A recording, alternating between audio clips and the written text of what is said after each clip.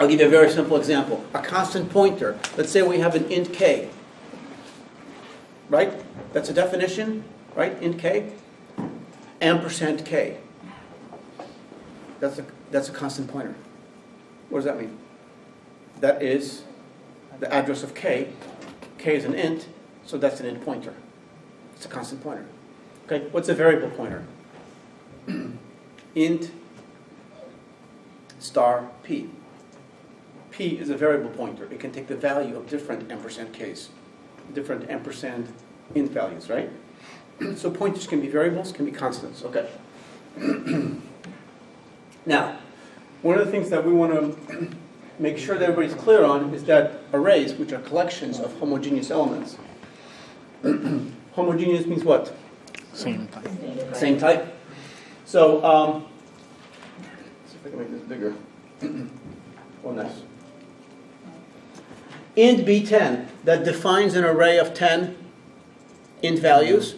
Okay, now assuming that an int is 4 bytes, that's a contiguous, what does that mean, contiguous? Side by side. Side by side next to each other. Buffer of 40 bytes. If it's 2 bytes per int, then it's 1. So B is an array of 10 int elements. We can loop. For int I equals 0, I less than 10, I plus plus, B sub I is equal to I plus 1. What's the value of B sub 2? 3. What's the last value of B that's assigned into it? B sub 9, because it has to be less than 10, so it's going to be B sub 9 has a value of? Okay, get the idea. Now listen carefully. Int B10, what type is B? B is an array. Well, okay, that doesn't mean anything, because the array is really not a type. So essentially, what is a B? B in C++ is a pointer to the first element. B is a pointer to the first element. So what type is B? Pointer. Well, it's an int star. Type is int star. Int pointer, int star. So, but you could think of this is a buffer of 10, so you can think of it as a contiguous buffer of 10. And you can think of B as having an address, and that address of B, or the value of B, is the address of the start of this buffer. And because it's an array name, the array itself is a constant pointer. That means that B cannot be modified. You cannot change the value of B, because the value of B is the starting address of the buffer. It is now, it always will be until B is destroyed. So B is a constant pointer to what? To ints. So B is a const int star. That's its real type, const int star. What does it mean? You can't change it. You can't change what? You can't change B. What's B? The value of the buffer. But you can change the contents of the buffer. Those are not constant. B sub I is the address, and then selecting a variable from within that buffer.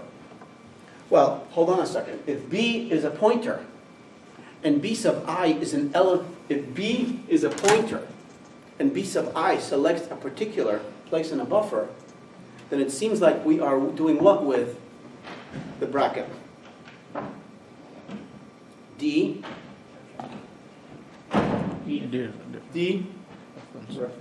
Dereferencing. So the bracket actually is a dereference operator, actually. Similar to? Star. The bracket is a dereference operator, similar to star. That's true, because if B is a const int pointer, then B bracket 1 is the second element in the buffer.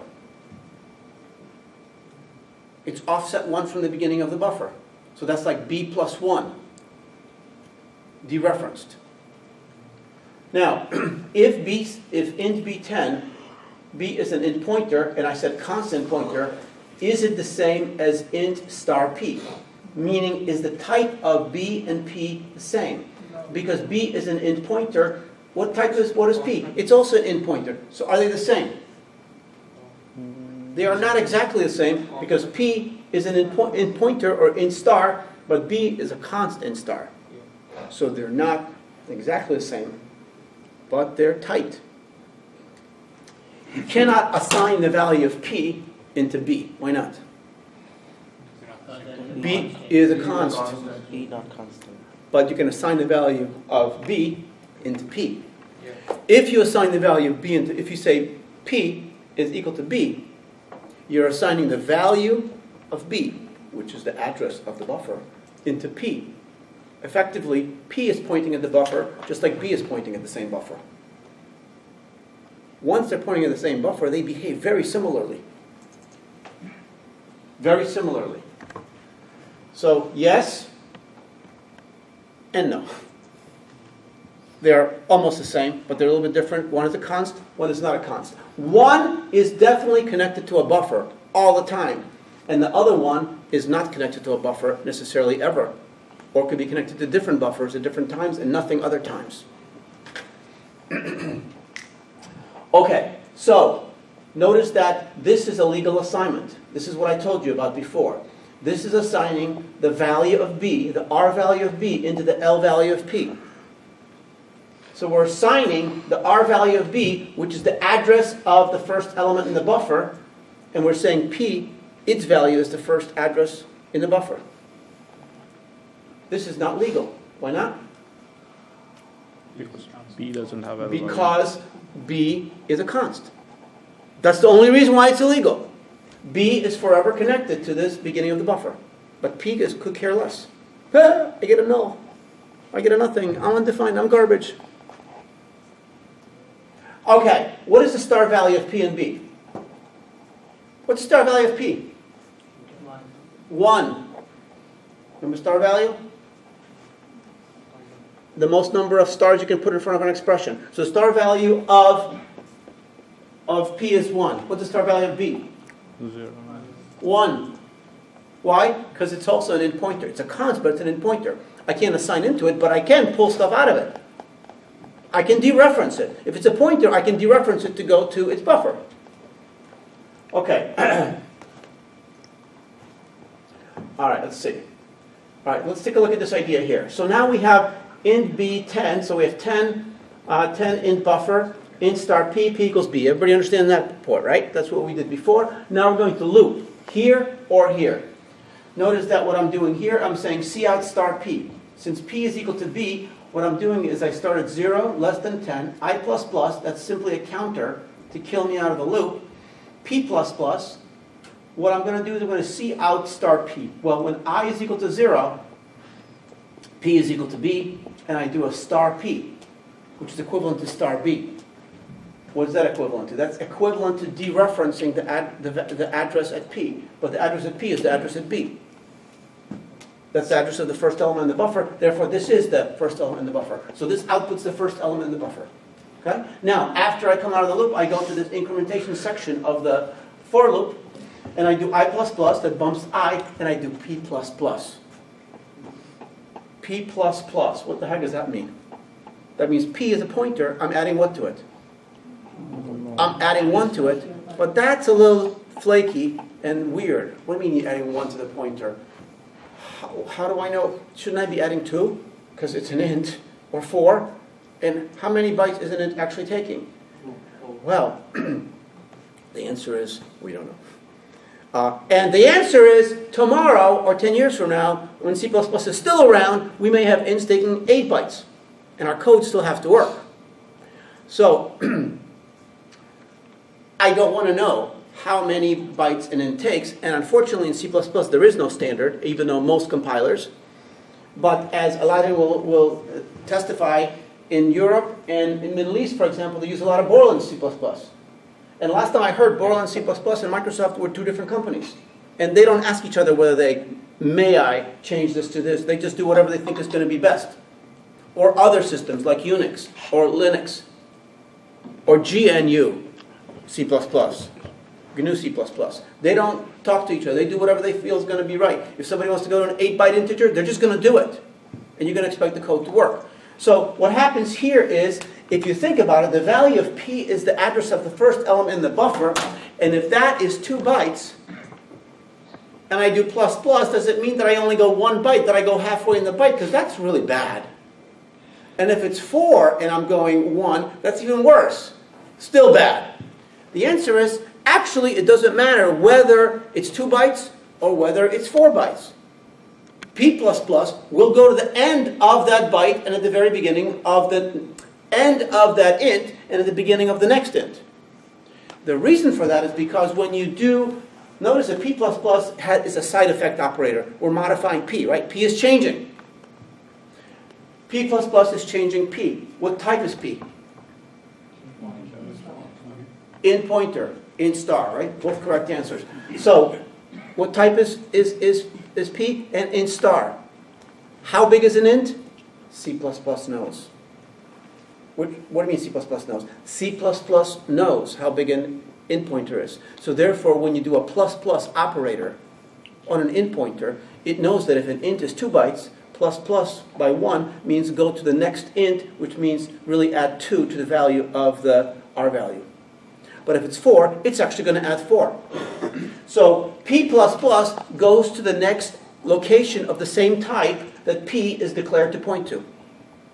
Okay? And that's called pointer arithmetic. So a char pointer plus plus moves it by 1, a short moves it by 2, and possibly an int pointer plus plus moves it by 4, and possibly a long int or a long double might move it by 8. Get the idea?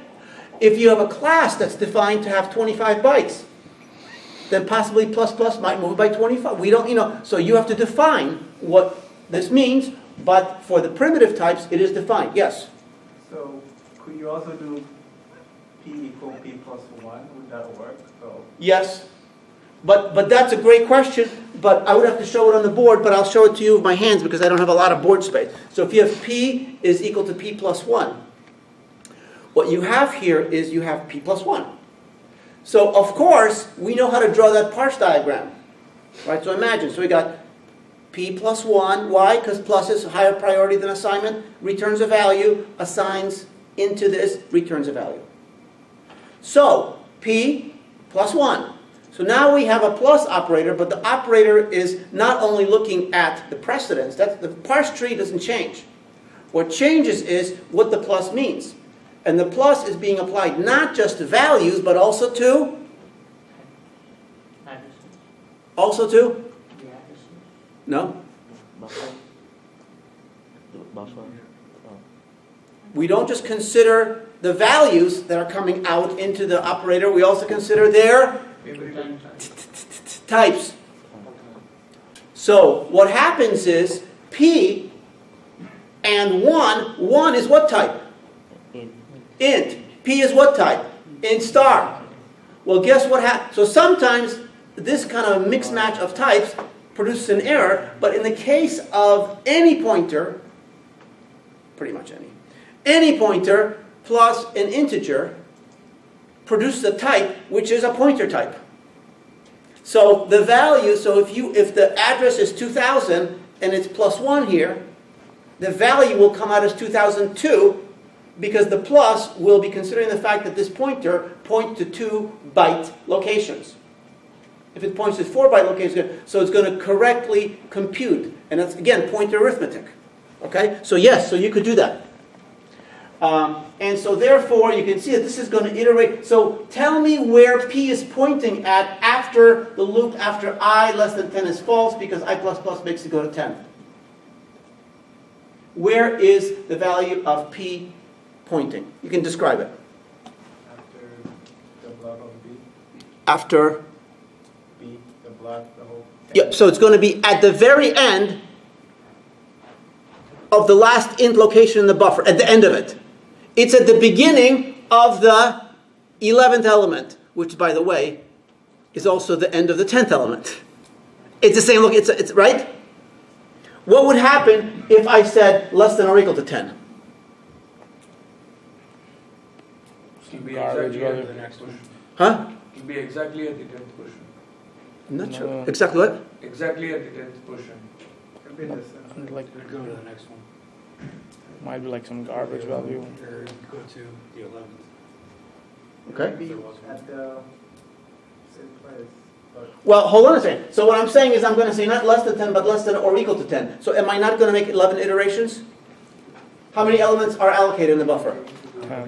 So what will happen when I do this? What's going to happen to our program? Is it going to crash?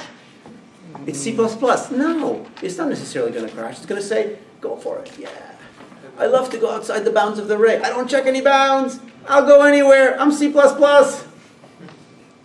I was raised by C. Woohoo! Wild, wild west. Okay, so the answer is nothing is going to happen unless something happens. For example, if you say less than 10 billion, I would expect something bad to happen. You're going to go someplace where it's going to be a bad area, a restricted area. And you're going to be, your program is going to say, runtime system is going to say, no, you're not going there. Crash. Yeah. If you can do that, then doesn't that mean you can access space reserved for other programs? You can access and try to access anything in C++. And that's why good viruses are written in C++. Because they try to infect areas that they're not supposed to be by addressing out of their own code zone. All right, so at any rate, so bounds are not checked. Now, notice here, I have int I equals to 0, less than 10, I++. Look at this, C out, output operator, star P++. Okay, which operator goes first? Let's parse it. So it's going to be like this. So it's going to be arrow here, return a value. What's next? Star operator, return a value. And then, so P++ will return the value of P. What type is it going to be? Pointer. Then we're going to dereference it, which will return what type? Int. Don't say integer, there's no integers. Int. And then we're going to have OStream, output operator, int. That is an overloaded operator for the OStream function. It knows what to do with that int. The OStream never sees the pointer, just sees an int because it's being dereferenced. Now, after we hit, what is this called again? The what point? Semicolon.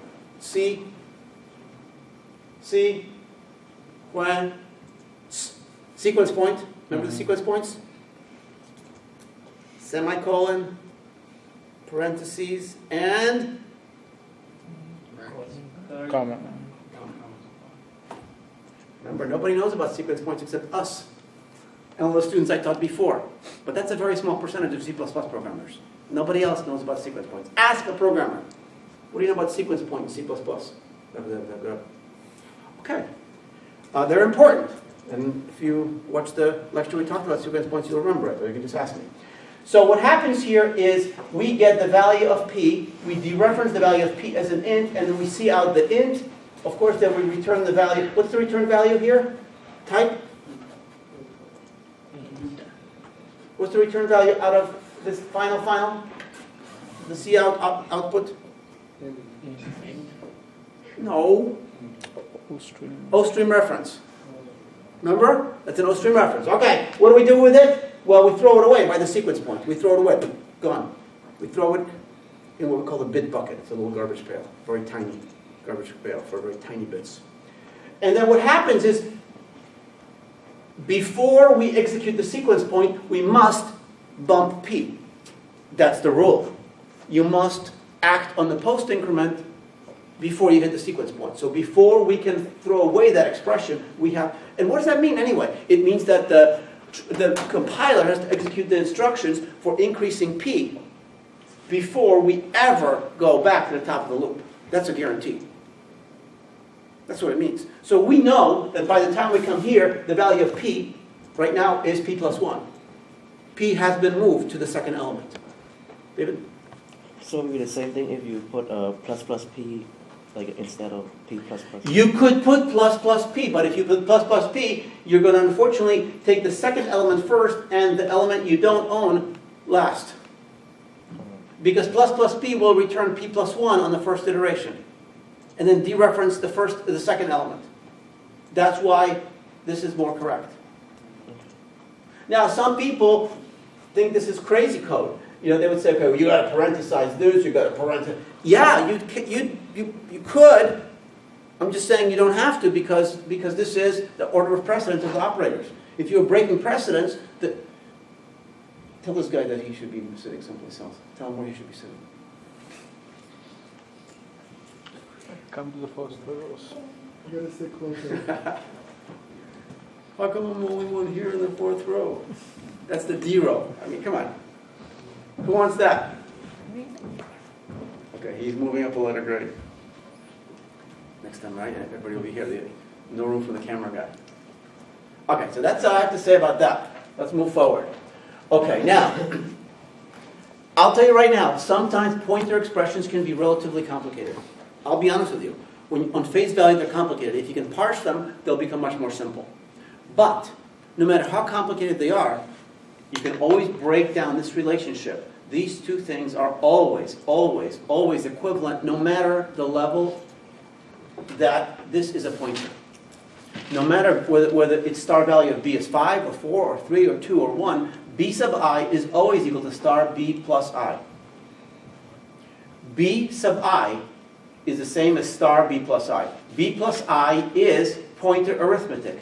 This means we're moving 8 locations past b to whatever b is pointing to, and we're dereferencing that element. Well, since this is the same as this, then this has to dereference the ith element past the beginning. So these are always the same, always. Okay, and you'd say, well, that kind of makes sense. That's not too hard.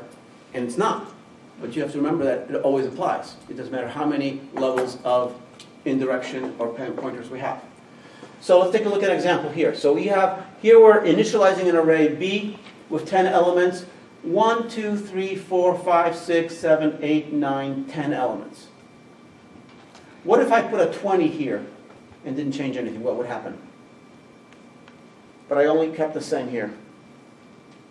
Then, if you have an array of 20 and you initialize some, the non-initialized elements are always initialized to 0. That's why a lot of times if you want to have an array of 1,000 zeros, you say int b 1,000 equals bracket 0, close bracket. You got 1,000 zeros. And if you want 1,000 eights, int b 1,000 equal bracket 8 bracket, you got 1/8. 999 zeros. Oh, so it wasn't that easy, right? So you don't just get to choose one and just copies it. No, you get zeros. Okay, you get the idea. Now, of course, here we create, so b is a constant in pointer, p is a variable in pointer, and p gets b. C out star p plus 4. What is p plus 4? P plus 4 is p is pointing to the beginning of this. So p plus 4 is going to be 1, 2, 3, 4. So this is going to output what? 6. 6. P plus plus. Where's p pointing to now? 7. No. Pointing to, Now it's pointing to 5. Because this is just an expression, this is actually an assignment. This didn't cause any side effect to p. We just computed an expression that was the 5th element. But here we moved from the first to the second. And so if I say star p plus 4, since I'm starting here, plus 4 is going to be 1, 2, 3, 4. Star of that is going to be 7. How about star b plus 4? 1, 2, 3, 4, 3. 3. second. 6. Yep, just like before. So this b star b plus 4 will always be equal to 6. Why? Because b is a constant pointer. So b plus 4 will be always the same value. Question for you. Does star, it's a hard question. Does star b plus 4. First of all, b. Does b have an L value? Does b have an L value? No. The answer is no, because it's a const. Okay. No L value because it's a const. It has an L value, but it can't go on the left side, so it doesn't have the L value because you can't assign into it. If you can't assign into it, it doesn't have an L value because it's a constant. Okay. Does B plus 4 have an L value? B plus 4. Yes. B plus 4.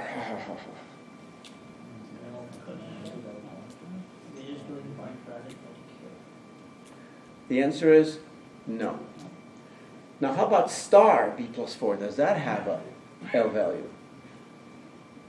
Well, what the heck does it mean? Well, B plus 4 means this is B, 1, 2, 3, 4. So I'm pointing at the 6. Star of this is the 6. What type is star B plus 4? Can I assign it a value? Yes, I can assign a new value here by saying star B plus 4 is equal to 5. I can change that value in the array. Because star B plus 4 actually has an L value. So this expression has an L value. How about star P plus 4? Does that have an L value? Sure.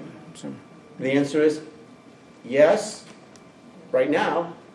But in the future it might not. Because right now, star P plus 4 actually is the L value of this location. But right now, star P plus 4 is the L value of that location. And if I say P is equal to null, then it'll be the L, it won't have an L value. Because it's a variable pointer and it can be funny. And if I don't ever assign P equal to B, I just assign like this, then P is garbage. Then star P is meaningless and dangerous. Star P equals 16. Well, what's P? What's star? Oh boy. We're going places. All right. Memory can be allocated. Now, this is very, very important. We're going to talk about stack memory and dynamic memory. Stack memory and dynamic memory. It's a funny thing. They're both kind of dynamic because they're both kind of allocated at runtime. Stack and dynamic. But one of them is stack-based, the other one is, anybody know what? Dynamic. So when we use the operator new, like in many languages, we have what people refer to as dynamic memory allocation. What type of memory dynamic allocation is that? Where is that memory coming from? It starts with an H.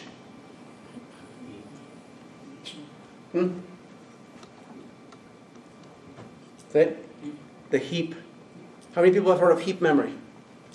Heap memory. Okay. So when a program starts, by default, it gets some chunk of RAM that it keeps as a heap. And a heap is basically a bunch of of memory that's totally unused. And it will be unused unless you say, hey, I need like 16 bytes contiguous. I need 25 bytes contiguous. It allocates contiguous memory with the operator new. That's dynamic. Dynamic is new. Stack, you never say new. It just allocates memory in the stack. All right. Also, memory can be allocated as static. That's something else altogether. Static memory is memory that's always around. What do you mean always? Right now? Well, maybe not right now. When the program starts, static memory is allocated. And it stays allocated in the same location throughout its lifetime. How long is its lifetime? The lifetime, it's immortal. It's the lifetime of the program. As long as the program is alive, static memory is exactly. So if you have a static variable, that variable is right there. Where? Right there. Where's there? Well, we're going to talk about that. It's somewhere, very specific. But it's not in the stack. And it ain't in the heap. Okay? Someplace else.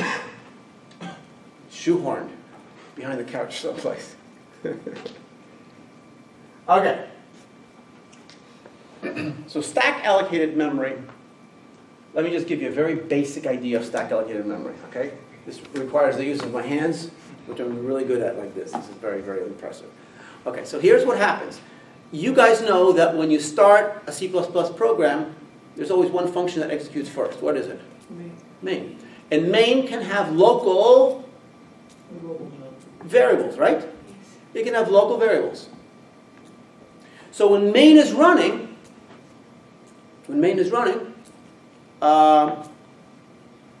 what happens is there is what we call a stack frame is placed on the stack. In fact, we'll call it the first frame. And so the main is running, and inside this stack frame are all the local stuff that main has defined.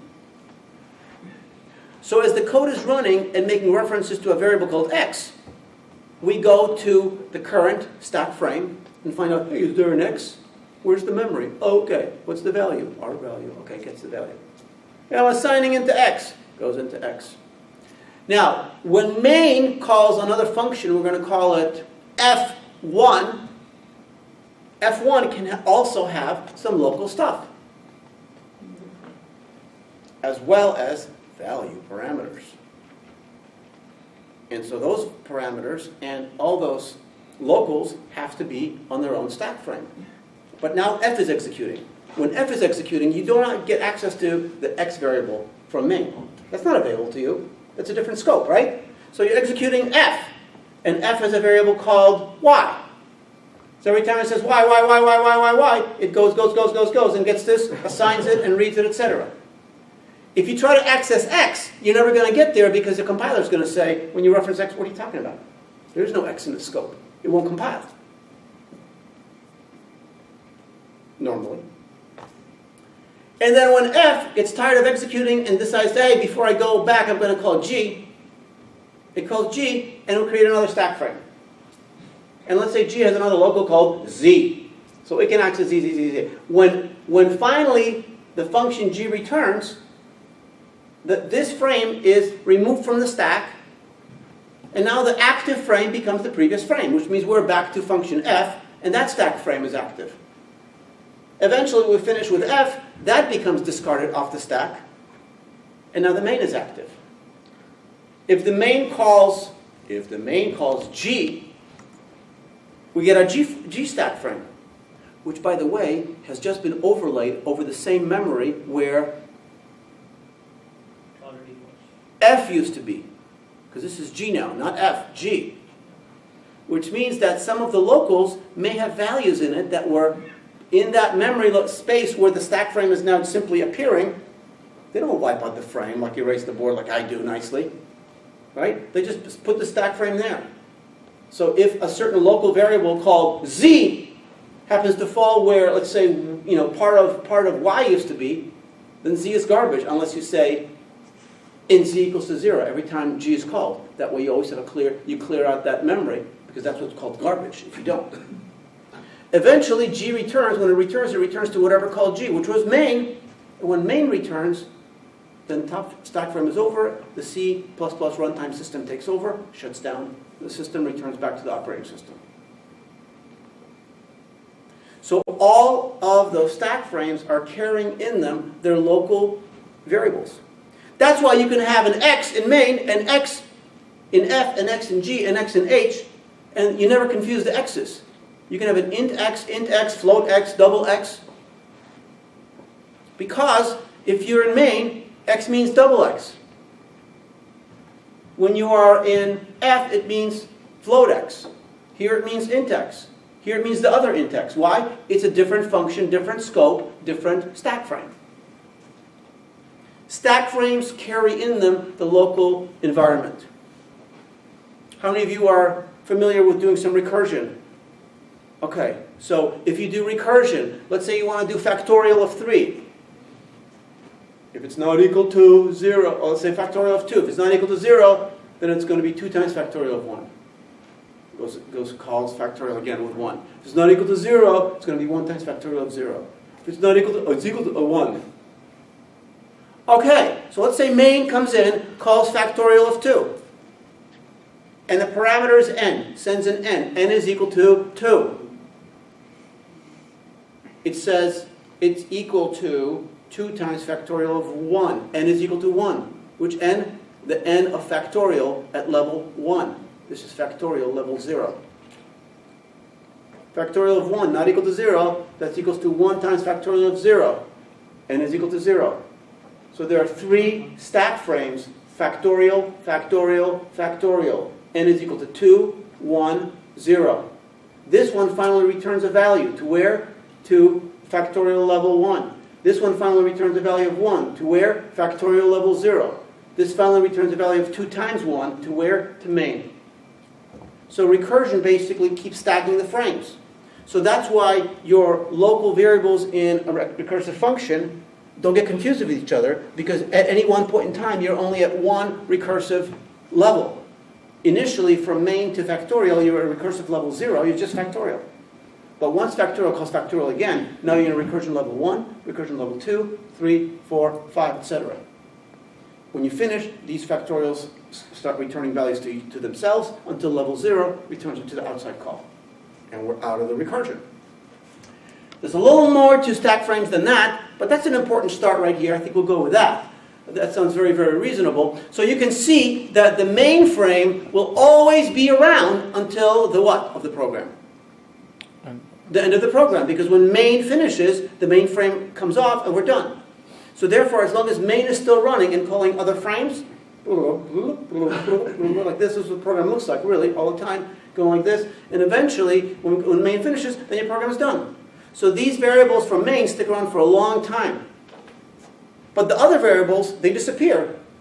They go out of scope. They go out of scope because their function gets its stack frame removed as soon as the function returns. So that explains stack memory. Stack memory also is known as automatic memory, which means it's automatically allocated. When I call the function f, and the function f has a variable local called x, x is automatically allocated within the stack frame. We'll create an int x. Okay? If it has value parameters, it automatically allocates the value parameters so they can be used inside that frame. If it has reference parameters, that gets more complicated, because a reference parameter from main could mean that f can change something in that stack frame. You get the idea? It's a little more interesting, huh? Yeah, it's interesting. It's different. But we're not going to talk about reference parameters for now. But what we're going to talk about is we're going to talk about static memory. So static memory is this memory that's basically allocated at the beginning of the program. Even if it doesn't have a value, it's allocated memory, and it never leaves. And it's not main, because it's not part of the main scope. It could be part of the whole program scope. It could be part of a module scope. It could be part of even a function scope or a method scope. And so what happens is there's a whole memory. If you think of the stack, this is the bottom of the stack, and the stack is growing this way.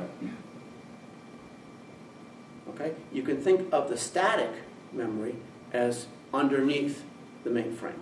That's one way of thinking of it. And so what happens is, as soon as the program is loaded into memory, C++ knows all of the static variables because they have static labels on them. And it knows how much room they're going to need, so it allocates all the static memory, allocates the variables along with what they belong to. For example, let's say we have a static that's global, so it's going to be known everywhere. Let's say we have a static that only belongs to function G. It will only be accessible when G is run. G stack frame is active. When G is running, it can access this static. When G goes away, the static is inaccessible. When G is called again in the future, maybe on a different stack frame up here, that variable is still the same value as it was before. It's never changed. Static. Okay, so let's keep that in mind. Look at stack. So now you know static allocated memory. So let's say we have a class ABC sum method int reference I const string reference S double max. So double max means we're just allocating a double called max. Every time I call this method, there's a stack frame associated with this method called sum method.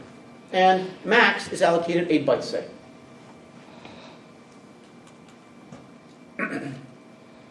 But here we have static double max. Static double max, it still means that we also can access max inside this method, except that when we leave this method, max doesn't go away. Because max is actually not located in my stack frame for some method, it's allocated in static memory. So max can be accessed here, and when this function comes out and returns, if you want to print max, it's the same thing it was before you left the last time. But here, if you set max equal to 50 in a statement, and you come back here, max is garbage. And it's allocated directly in the stack frame. Remind me your name again. Ronaldo, Ronaldo! if you have two static double max in two different functions, are they the same? Because they have different scope. So they're not the same. They're not the same. On the other hand, you could have a particular static that's the same for an entire class or for an entire set of functions. It depends how it's defined. In general, we don't like global things. Static does not mean global, by the way. This one right here, this is not global at all. This is perfect, beautiful code. Why is this? Tell me the advantage of this. I mean, I'm not saying this is bad. I'm saying, why would this be advantageous? Louder? No garbage in Well, it might have garbage initially. We don't know, right? But basically, we have stability of that variable over the program. Every time we return back into this method, the value of max is exactly what it was before. Can we access max in main? No. Its scope is local static. So where is it? It's in the static section below the main frame, below all the frames. Okay, so heap memory. Heap memory is a whole different thing. It has nothing to do with the stack at all. This is the dynamic I'm talking about. So basically, in the beginning of the program execution, there's a giant piece of memory, and sometimes you can specify to the OS how big a heap you want, so that you don't run out of heap memory. Heap memory is the one you have memory leaks on. That's the one they're talking about because stack is automatic, but heap is manual. It's like an automatic car and a manual car. You got to shift. If you never shift from first, good luck to your car. It's not going to be good. By the way, one more thing I wanted to say. What type of variable is max? Yeah, that's good. Give me another. It starts with L.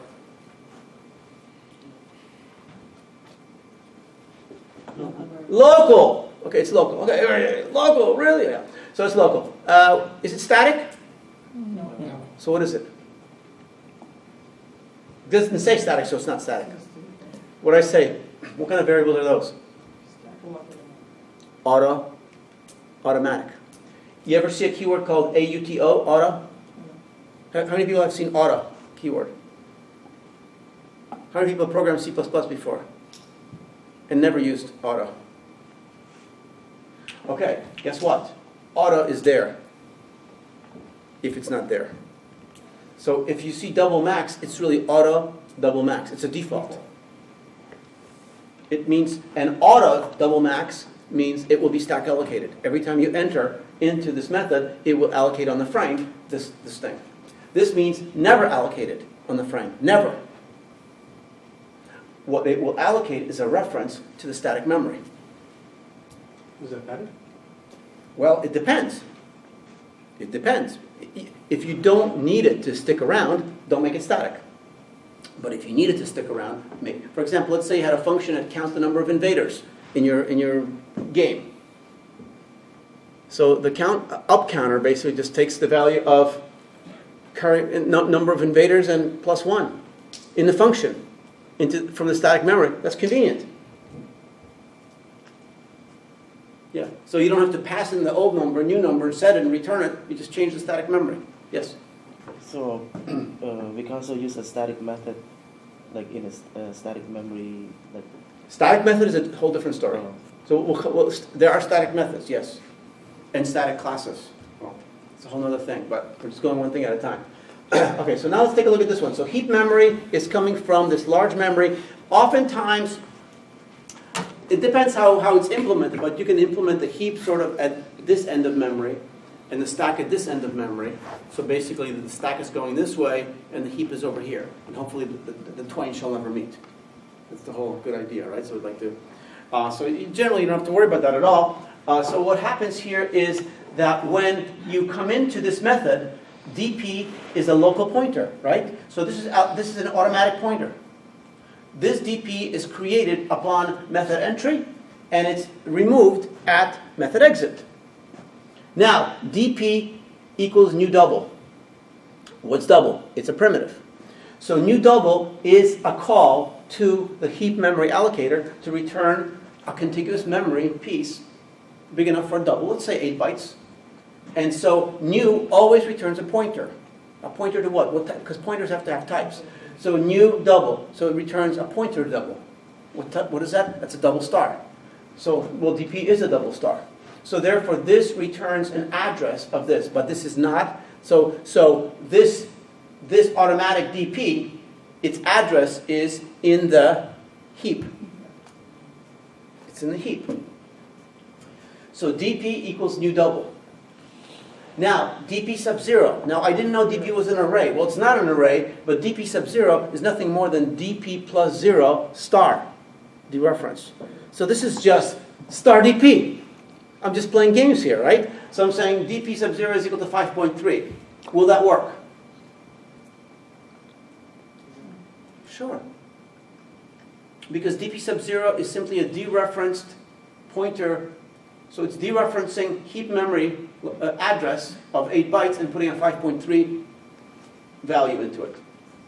And then I say cout star dp. What does that mean? That means go to that heap address and dereference from this address the 8 bytes and output them as a textual representation of that double.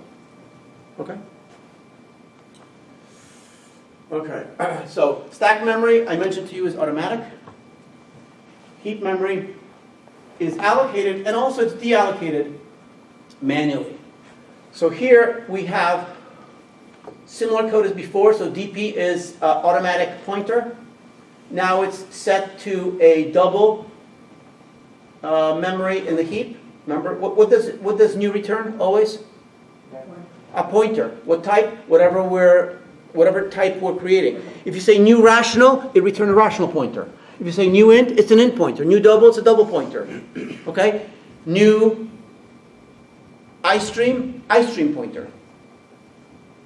Okay. So dp sub 0 is 5.3. See, now notice what I'm doing here. I'm saying delete dp. I didn't do that before, but now I did it. Delete dp is the opposite of new. So when I say delete, I'm saying return this pointer. What type is dp? Double star. So return the address of dp, 8 bytes worth, back into the heap. Now if I don't do it, then every time, if I get rid of this line, and I call this 65 million times, I will have 65 million times 8 bytes from the heap gone, and memory leaked. Because I will allocate it, and the heap has not been notified that. You see, we can allocate something here. And what if I had, instead of a return int, I had a return double star? Then I could, instead of this, I can say return dp. Then I would be returning the address of something in the heap to my prior method, which can use that object. So just because I'm done with it here doesn't mean that the function that called me is done with it. So that's why we have to delete it manually. If we don't delete it, it's going to be lost. I will never be able to, if I don't delete it now, I will never be able to delete it. Because dp is connected to has the value of that address. But it's automatic, so next time I come in, dp is going to be a brand new garbage. If you wanted to make it static and initialize it to 0, you could say if it's equal to null rather. If it's equal to null, then new double. Else, don't do anything with it. You can mess around with it. So that means you can mess around in the heap, go back out, and you still have the address to the same heap. But then you'd have to make dp a static. Some things you can think about. We need to be careful not to create the memory leaks. Also, in some cases, what we can do is we can allocate more than just a pointer to a single element, like a new double. what if DP is a double pointer? We say new double and size. Well, if size is equal to, let's say, 1,000, that's going to allocate a buffer of 1,000 double memory locations and return a pointer to it. So this is really, if you think about, an array of 1,000 doubles. And I'm going to return a pointer to it. Well, so therefore what I'm going to return is I'm going to return a double pointer, which will point to the first element in that allocation. So effectively making DP immediately an array of 1,000. But not quite an array because it's a variable pointer and it's not a constant pointer, which means we can change DP. If it was a true array, we couldn't. But if it was a true array, we'd have to know ahead of time how big the allocation was. We couldn't say new. If this said double DP bracket, could I assign a bracket array new double size? No, because a double bracket would be a constant pointer. So you couldn't assign it another pointer value. New, what type does new double return? A pointer. Pointer to what? The first element of the buffer. Notice that I'm putting, what am I doing here? Explain to me. Last element. First element is sub-zero. The last element is, how would I write? Notice that I can also say dp plus size minus 1. dp is a double pointer. Plus size is pointer arithmetic, which goes size elements forward, returns an address. What type is dp plus size? Double star. Minus 1 is pointer arithmetic again. Moves 1 double to the left, returns what type? Double star. And this dereferences a double star, returns a double. So the output's a double. Now, then I'm going to say delete bracket dp. What does that mean? I'm deleting the array that dp is pointing to. If I forgot and I just said delete dp, what type is dp? Double pointer. How many bytes does the double pointer take? 1,000. That would release 8 bytes. That would release the first double that DP is pointing to. What about the other 999? No, he still thinks it's being used. So if we don't say bracket here, then basically it will only release the size that this thing points to. This will release the buffer. Okay. All right, so arrays can be passed as a parameter into a method. So if we have an array initialized like this, we can pass the array just simply as saying some function f or some method f. We're going to say pass the array. Easy, right? Now, what are you really doing? Well, a is a const in pointer. So now that's the calling. This is called the actual parameter. And as it goes into the function f, f receives it with a so-called formal parameter, which could have a different name, but basically what's going to happen is a is going to go into here, and so the value of a is the address of the first element, so you're going to put the first element address into the formal parameter, making that function able to change the elements of the array a, because you have a pointer to the first one. And of course, now we're going to receive the array element. So let's say we have a method f. We can say int b bracket. Int b bracket means that b is a formal parameter receiving an array of int. What type is b? Const in star. Okay. So can I say b sub 0 in here? Yes. Can I say b plus 1? Yes. Yes. Can I say b plus plus? No. Because the const. Okay, good. Or I can say, so again, my call is here, f of a. What type is a? Constant pointer. So a constant pointer can be assigned into a constant pointer. Well, how can you assign a constant to a const? Because we can. We always could. We always can initialize const. Const int x equals to 7. Remember that? It's just that if it's a const, we have to initialize it immediately. So passing an array into an array is an initialization of that array value. That's why we can do it. So what happens here is B behaves just like A. Does B know how many elements are in the array? No, because B is a constant pointer. B is not smart. It's not an object. So therefore, B sub 0, B sub 1, B sub 2, B is happy to go anywhere. So if you really want to process the elements, you might want to pass another parameter, int n, which is the number of elements in A. Unless you have this knowledge because you have some special understanding of reality. Okay, now also we can pass A and receive array. So remember, A is a constant pointer. It can be passed into a variable int pointer. Why? Because it can. It always could. Int pointer variable can get an address of a constant int pointer.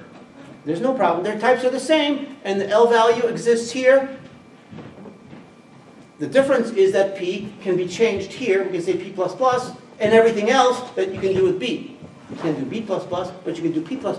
Everything else you can pretty much do. But here, when you say B sub I, it's always B sub I. But here, when you do P sub I, it could be P sub I as long as P didn't move anywhere. Like you didn't do P++, and then P sub I. Then it's Pi plus 1. So one thing to be careful is that the array, formal parameter does not know the number of elements in the array. So we typically send a second parameter to the method. So this is an example. So oftentimes we'll send like something like this. And then it's inside. So that's pretty straightforward. Now let's look at something known as a C-string. How many people have heard of something called a C-string? This is not an object, it's not a class. A C-string is basically a sequence of characters. And C and C++ treat them in a very special way, and they're a very powerful, very fast way to process stuff. So here I have char name bracket equals Julius. Notice that I don't have any values here, any size determined at all. Well, if I don't have a size in the bracket, and I put a semicolon, that would be a syntax error. But clearly, what type is name? Card. Name is an array of char. Right?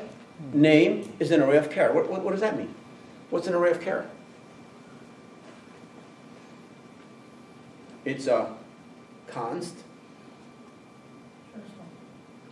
char pointer.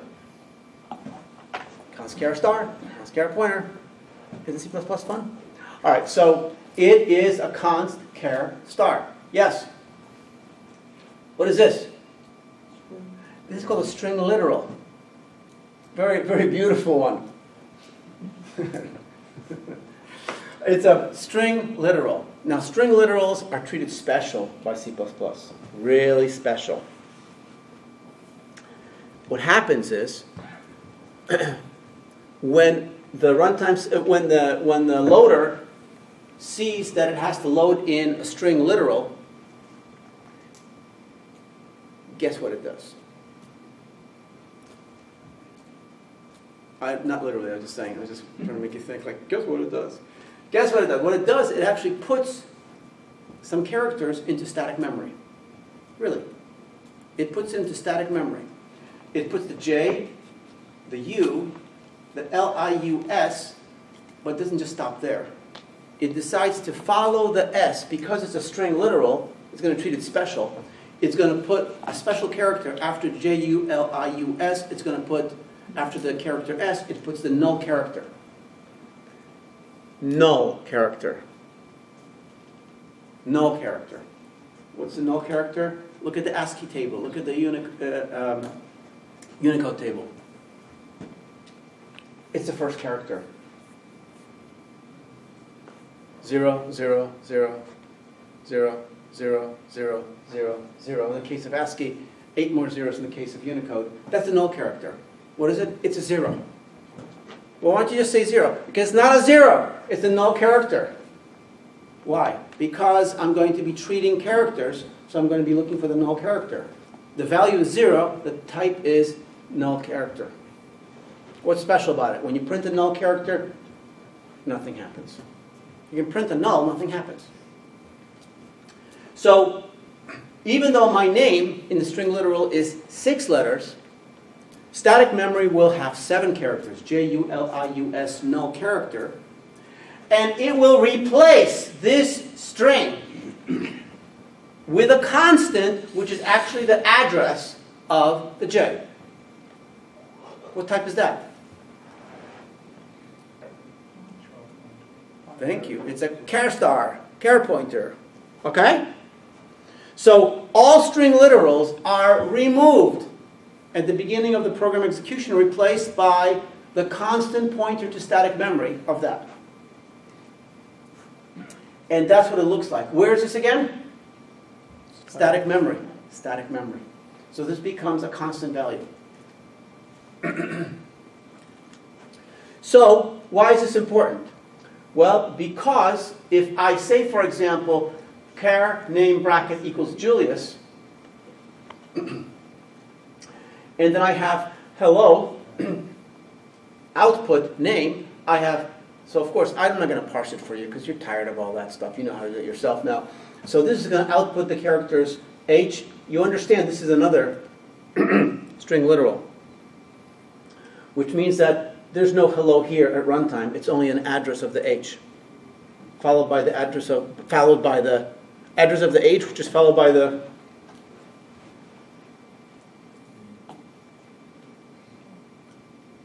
Have you guys lost your speech? H followed by E, L, L, O, No.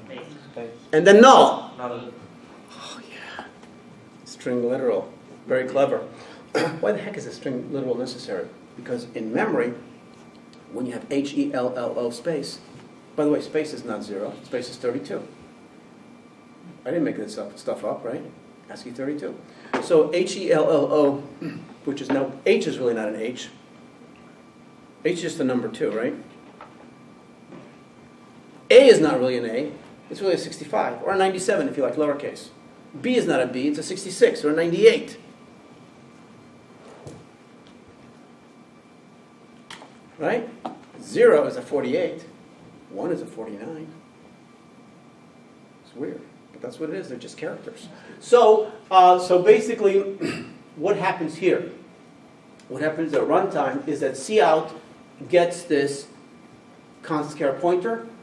It goes into static memory and outputs H-E-L-L-O space. When it sees the null character, it kicks out of the routine. So the null character becomes a terminating character for a string literal. Now, after this is done, this returns a cout by reference again, and now it goes into name. What type is name? Name is const char pointer, which is pointing to the J in static memory. So it goes to this address, Julius, null, kicks it out, goes to here, goes into static memory, exclamation point, null, done. That's what happens. Now, if you try to be too clever, or not clever enough, which is the same thing, if you have char other name 4, so here, other name is an array of 4 char. What type is other name? Const char pointer. Okay, this is not any harder than it was before, okay? So therefore, it's a constant char pointer. So what is the value of other name? What is the value of other name? It's the address. No, it's not J. It's the address of the J. Star other name is the J. But other name is the address of it. What's other name plus 1? Address of the O. Pointer arithmetic. Okay, so that's fine. So you understand other name is the address of the J, just like name was the address of the J. Yeah, it's a different J. This J is not in static memory, but whatever. So now it says cout hello, works just like that. H-E-L-L-O space, null character, returns output stream reference, and it starts outputting J-O-H-N. But this array only has 4 characters. That means that, and probably located inside of a stack frame, which means there is something right past that N, and it might not be the null character, In fact, we might not see a null character for 25,000 characters, which means they're all coming out to your screen. Okay? And if you go into reserved memory, then it's going to crash your program. Bad things will happen. So this could be a disaster. So this is a disaster. And if it's not a disaster today, it will be a disaster for somebody else tomorrow. And they will come looking for you. Are you the guy who wrote this program? Don't you know anything about the null character? So if you wanted this to work perfectly, what would you have to do? Put another character. You put a 5 here, and you put a 5 here, and that's it! Ha! Because then you would have 5 chars, and the last one would be 0 initialized. But if you weren't that brave, or that knowledgeable, you could put comma, and what else? Slash. Comma, what? Slash. No. How would you put, what is the character, we know what the character n looks like. What's the character, how do you write the null character? Oh, it's just Single quote, single quote. /0, single quote. So the escape sequence means that this is the escape sequence, the backslash. Backslash means that you're using the ASCII value of the character. So it means, I don't want the character 0, because if you say 0, then you get a 0, which is a 48, not a null. You want the character 0, so you gotta, and you can't put a 0 in there because that's the wrong type. So you gotta put in the character 0, because you gotta type agree. So single quotes, /0. You guys ever watch TV and they tell you like what the web is? It's less and less these days, but they still use it. When they tell you what the address is, something like blah, blah, blah, blah, blah, /this, /this. Do you notice they always say that? Do you know it's always front slash? But they always say backslash. Why? People think they're like really smart. Oh, just this, /this. Nobody has any addresses that have actual backslash for people to use anymore. Like all addresses are something like this /this. Think about it, okay? Just look at that and come back to me what you think. Not making this up. All right. Namespace. I'm going to skip that. Come back to that. All right. I want to talk just a little bit here on file scope. So this is really, really important. Any program that constructs defined, any program constructs, any program constructs. This is a noun, construct. Anything that's constructed, created, defined, at the top of a file. Remember, a file is a module, right? Because it's really half of the module. Above methods or classes, outside methods and classes, are accessible in any method or function within the file. So, here's an example of a file. We'll call it module FG. This module has 2 functions defined. They're just standalone functions, sometimes called top-level functions. Top-level functions are strictly not object-oriented. They're just functions floating around. Hey, I'm just a function. I don't have any class. All right? But we could also have complete class, a class definition, or even 2 class definitions, or even outer, inner class definition, whatever we want. Notice that int max equals 26 is defined exactly at the top of this file. And the functions are defined underneath. This primitive is not defined as part of the function here or here. So the question is, what the heck is that thing? So it's possible for me to access max here and here. Believe it or not, it's actually also possible for me to access max from another module. But not without a little bit of effort. Not without some linkage across the modules. We're not going to worry about that right now. But let's look at this right here. So int max 256. So notice that, so I could be executing the main method, calls f. What's the value of max now? 259, right? Calls it again, what's the value? I don't want to make too difficult math. Okay, 262. Okay, and then I call this one, what happens? It prints out 262. Now it goes here. 65. Print this one, 265. You understand what's going on? So basically I can call these, so this is it behaves kind of like a static thing. sticking around, guess what? It's static. But it also has a scope that is not local, but it's a scope that is a file scope. You can call it module scope. I don't care. Module, file. Remember, a module is a composition of two files anyway. So this has what we call a file scope. Where is it? It's in static memory. But it's identified as belonging to this scope. So it is a file scope, static. Now, I'm going to show you how, sorry about that. I'm going to show you how we can access this max in a completely different module. And so now we're going to look at module B. And I'm going to finish up with this. So module B, we have a function m and a function n. Notice that we have int max, which means looks like we are defining int max, but we have a special keyword called external. And external means? Coming from outside. It means external to this module. So the key that we want to see here is that when we see the word extern int max, we are not defining an int max, we are declaring it. We're declaring it. We're saying there will be an int max coming in from someplace else. From the standpoint of the linker, what are we going to be doing when we have to link this? Who remembers? From the standpoint of the linker, what do you have to do?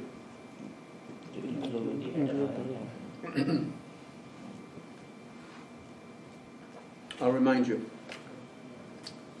The linker takes care of two things. What does that mean?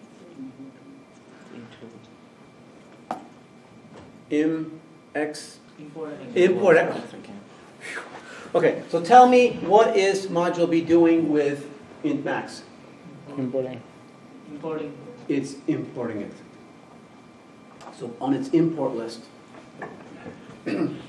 will be any function header and any extern objects. Now, what do you think module A is doing with int max? It's defining it at module scope, therefore it's exporting it. Anything that's exported on a module can be imported on another module. Now, the cool thing about this is that I can compile this beautifully, because what you're telling the compiler is there will be externally an int called max. So as long as I treat max with the syntax of an int, the compiler says, awesome, it can generate the code. Okay? We don't, only the linker has to make a connection to where this max actually is. And it'll do it at linkage time when it finds some module, and exactly one module can be exporting it. So now you can probably, what would we call max? What type of a variable is max? And this is a good practice. Hint, hint, hint. Huh? I mean, now you have max is accessible in M, in N, in F. So now we're basically approaching global. If this program only has two modules, then it's global. Now it might have module C, which doesn't have the extern. So it's say, well, it's not global. Well, yeah, it's still pretty bad though. The problem with having too many modules accessing the same external thing is that when something goes wrong with it, what the heck happened? Could have been from anywhere. It hasn't been localized. So it's not a good idea, but you will see it. You will see people use them, and it's very, very common. All right. I'm going to stop here. You guys programmed to finish by Monday, right? Is it Friday? Friday.